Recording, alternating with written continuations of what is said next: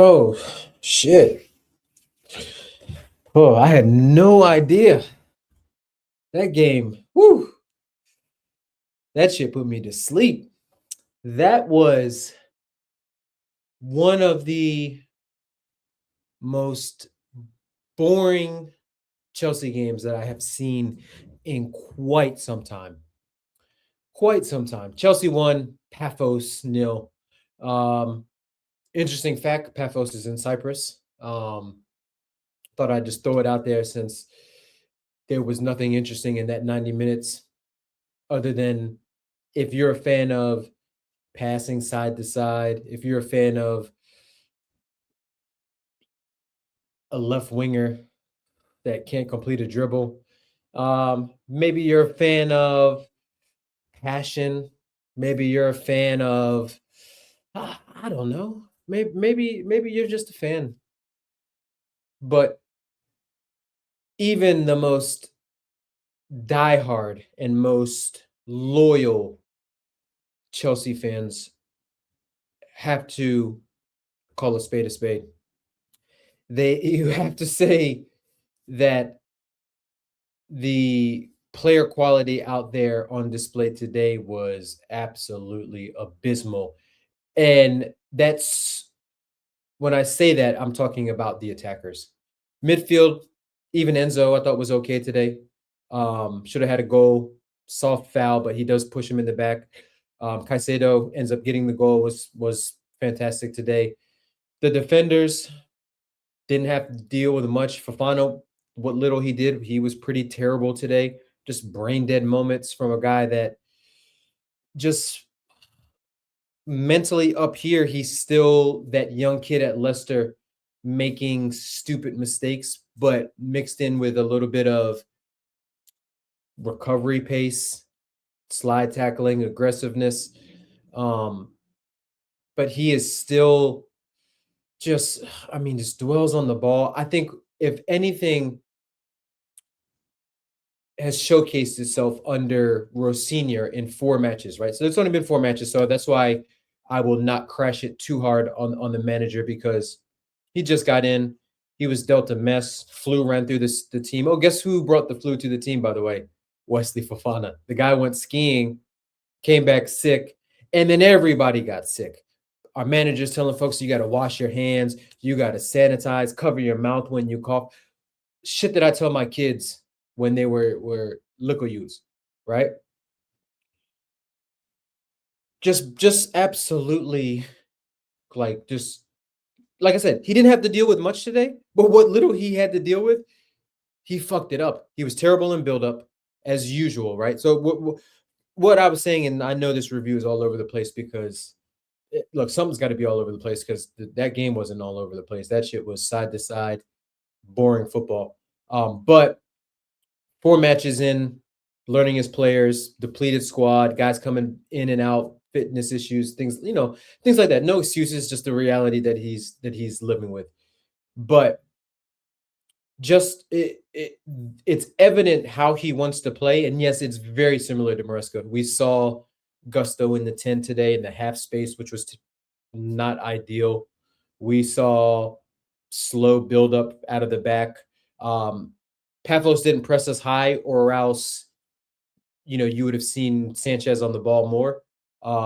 Which I'll be honest with you, if I'm that Pafos manager, 10 years time, you'll see a 1-0 loss to Chelsea at Stamford Bridge, and you might be tricked into saying, "Oh, that's a good result." They should have come out. They should have put us under. They should have pressed us. They should have gone for it. Yes, you might lose, but to be honest with you, that goal was always coming. Why not lose throwing a punch here and there? Because we know how we defend. We know what our keeper's on at times. You can get at us, but they sat back, super compact, said break us down. We couldn't break them down. One thing that Rosinha did get 100% wrong today was for how that match was and how they thought that the Pafos was going to play. He should have never started Garnacho on the left and Neto on the right. Those are two wingers that against the right opposition, against the likes of Charlton or against Premier League teams that are not going to sit back and they're going to try to get on the ball and do things. Those guys need space and they need transitions. Neto was decent today.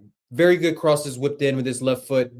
Had a couple of shots. First shot was way off target or got blocked. The other shot went over, but it wasn't a bad effort. Neto was okay today, but still, ideally, you would want your two best dribblers because that's where Rosinho's play. That's where it all ends up, right? Maresca used to build from wide areas, connect it centrally, and then spray it back out to the wingers, 1v1, no overlap.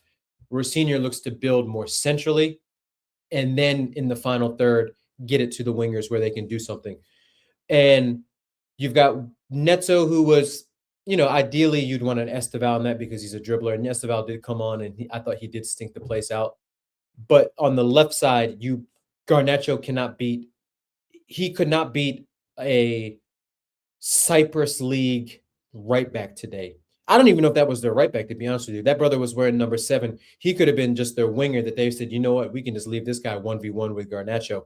But there were times where step overs, losing the ball right into somebody, getting bullied off of it, got blocked off one time, use some strength, use some muscle, fight through it, run. You got pace, run around it. It's not like NFL where you can't run out of play and come back on and touch the ball first. You can do that.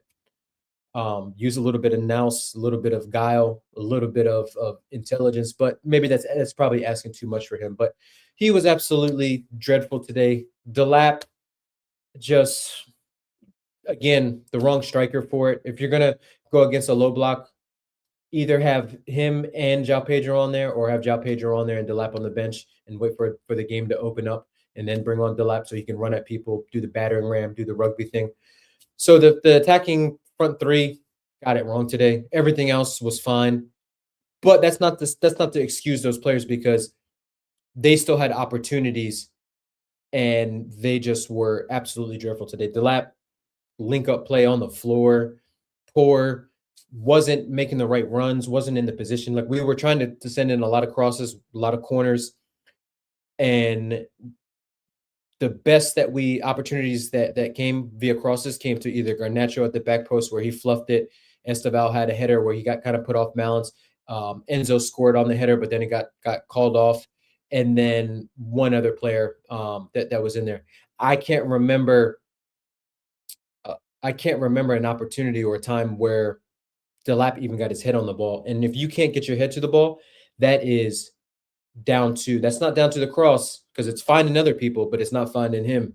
That is 100% down to Delap, his positioning, his intelligence in the box, his movement in the box just isn't there. And look, I never expected him to be the finished product at 21, but you're big and strong. Use it in a positive way that impacts the team, not just shoulder barging people and getting needless yellows and things like that. But we tried. I'll give them credit today. So, there were some players. Caicedo had a couple of lovely shots that were saved. Their keeper had made some excellent saves. Excellent. Like this game could have been a lot different. It could have been 5-0 if a few things went our way, if the finishing was a little bit better, if their keeper wasn't as on it as he was. But instead, it was a 70th plus minute header off of a corner from Moises Caicedo, who I said on Jimmy's stream, Caicedo is usually the guy that's back there. It's usually him and Gusto sort of splitting the field in half to stop counterattacks. He was in the box. He was on the edge of the box on numerous corners. He fought for it. That was just a opportunist goal. He wanted it more than the Pafos defender. Got his head to it. Lovely finish. Like I said, he had a couple shots that were blocked before. So he was definitely doing his thing. Definitely controlling the midfield. Gittins came on. Gittins was bright. Esteval had his moments. He had a right-footed volley that was really nice. And he definitely he advances the ball up the field because they're not going to want to just kind of challenge him and want to dive in and be rash. But he's He's weak at times, but he's 18, like I said, so I'm not going to crash it on too hard. But one thing he's got to get out of his game is we got one winger in Garnacho who can't dribble, one in Esteval who dribbles too much. Like, brother, you've got to be very economical at this level in Europe with your touches. You can't be out there just touch, touch, touch, touch, touch, touch. You've got a couple touches, move, get someone off balance, step over, whatever it is, feint, and then go. Because people at this level, and even Pafos today, I mean, they would, you know, they're not going to be able to stay up with you with pace, so they're going to try to lean into you, put their shoulder into you, throw you off balance that way. And he was poor. He was poor. João Pedro didn't get too many touches of it. Had some decent hold up play and link up play towards the end, but wasn't like too involved. Reese came off at halftime. Heard it was precautionary. We did lose Jorgensen. Jorgensen came off at halftime with an injury. Sanchez came on. Sanchez didn't have much to do. Probably finished the game with like 2 or 3 saves, but they were used like shots that just came right down the pipe and comfortable for any top flight keeper. But Rosenior made decent subs. The players that we thought should have got minutes came on and got minutes. It was nice to see, like I said, the likes of Gittins get back from the flu and things like that. But yeah, man, we got Palace on the weekend, and it's not looking good. It's not looking good. Luckily, Palace is a little bit of a clusterfuck right now in terms of, you know, they sold the captain Gahey. We know their managers. It's just a matter of time when he finally gets fed up and leaves. We know it's for sure he's not signing the contract. Mateta has put in his transfer request, got Villa sniffing around, but we know that Palace will play these guys up until the last moment, that they're just like Bournemouth did with Semenyo. They'll play until 30 seconds before the match starts, and then let Mateta know that he's off to Villa, off to Juve, wherever he's going. But yeah, it's the way at Selhurst Park. We have a very good record against Palace overall, especially there. But the way that we're playing, we've been a little bit open at times. Not today. Today they were very compact. Charlton, same. We've looked toothless at times. Basically, nothing has changed. Yes, you know, he's got 3 wins and one loss in the Carabao Cup. Yes, it's very too early to tell, you know, see him really put his impact on this club. But yeah, it's looking more like, I don't know what manager out there can fix bad squad building, can fix poor talent. If there's a manager out there that you all know, and let me know in the comments that you think. I'll research them. I'll see. I'll do my homework. But I think you could give this team to Pep, and the highest he would finish is 4th, maybe 3rd. And it might look bad because he might try to do a first year at Man City thing, 2016-17, where he said, you know what, I know I don't have the players to play my way, but I'm still going to try it. So yeah, it's dark days. It's not all doom and gloom in the sense that we did get the much needed 3 points. We've got to go to Naples and probably get a win in order to secure top 8. There's a lot of teams kind of in the mix right there. We're definitely through to the next to the next phase, into the knockout phase. But whether or not we miss that first whatever it is you call it before the quarterfinals, we'll have to see how everything plays out.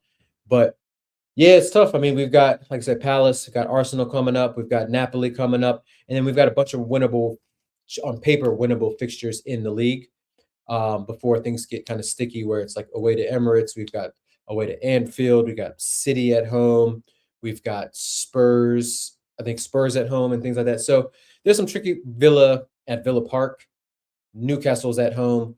But yeah, there's some still a lot of time left in the season. I don't think we're going to bring in this Jacket guy in the winter, maybe in the summer. But if we drop 50 million and we got to wait till the summer and we loan him back, that's a big fail. I don't know anything about him. I've seen him a couple of times for the France U21s. Didn't really stand out, but to be honest, France was usually dominating the ball, and so he was kind of just playing with possession. Didn't have to defend much. But if that's your guy, put the money on the table. Go get him. You did it with Garnacho. You did it with Booty Meaty. You did it with Delap. You did it with João Pedro. You did it with Pedro Neto. You did it with a little bit with Enzo. Not too much with Caicedo. You did it with Lavia. You put the money. If that was your guy you identified, said, I want him at Chelsea Football Club. If he is an improvement and he can help you this year, put that money on the table, make things very sticky for Ren, get your player. If not, and you loan him back when we desperately need upgrades at center backs, criminal.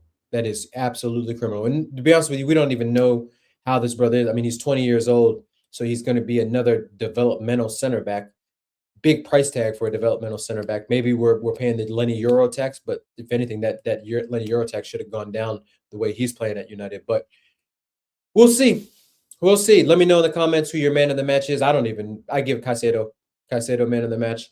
Let me know what you thought of the lineup. Let me know just how you're feeling about Chelsea overall. But big up everybody. As always, hit that like, hit that subscribe, and we'll see you at the next one. Peace.